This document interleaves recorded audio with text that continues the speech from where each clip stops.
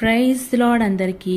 ఈరోజు అపోస్తలుడైన పౌలు కొరింథీయులకు వ్రాసిన మొదటి పత్రిక 8వ అధ్యాయం చదువుకుందాము. ప్రారంభిస్తున్నాను. విగ్రహములకు బలిగా అర్పించిన వాటి విషయము మనమందరము జ్ఞానము గలవారమని ఎరుగుదుము. జ్ఞానము ఉప్పొంగజేయును గాని ప్రేమ క్షేమాభివృద్ధి కలుగజేయును.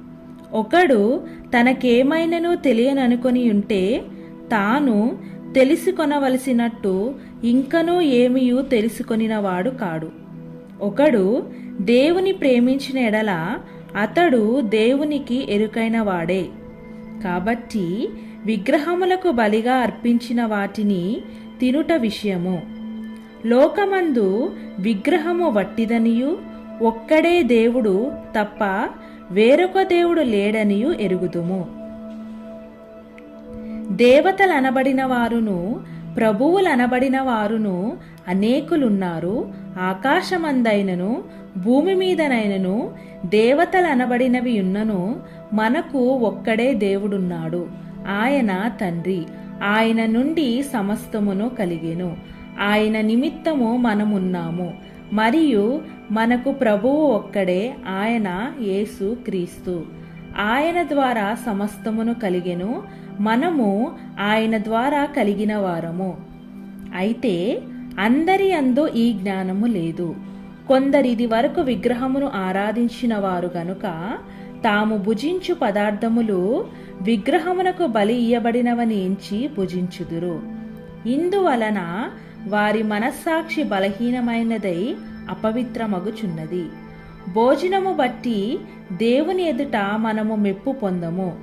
తినకపోయినందును మనకు తక్కువ లేదు, తినినందును మనకు ఎక్కువ లేదు. అయినను మీకు కలిగియున్న ఈ స్వాతంత్ర్యము వలన బలహీనులకు అభ్యంతరము కలగకుండా చూచుకొనిడి.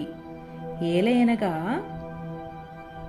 జ్ఞానము గల నీవు విగ్రహములందు భోజన పంక్తిని కూర్చుండగా ఒకడు చూసిన ఎడల బలహీనమైన మనస్సాక్షి గల అతడు విగ్రహములకు బలి ఇయ్యబడిన పదార్థములను తినుటకు ధైర్యము తెచ్చుకొనును గదా.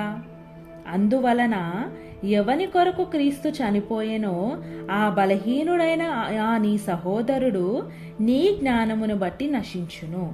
ఈలాగు సహోదరులకు విరోధముగా పాపము చేయుట వలనను వారి బలహీనమైన మనస్సాక్షిని నొప్పించుట వలనను మీరు క్రీస్తునకు విరోధముగా పాపము చేయవారగుచున్నారు.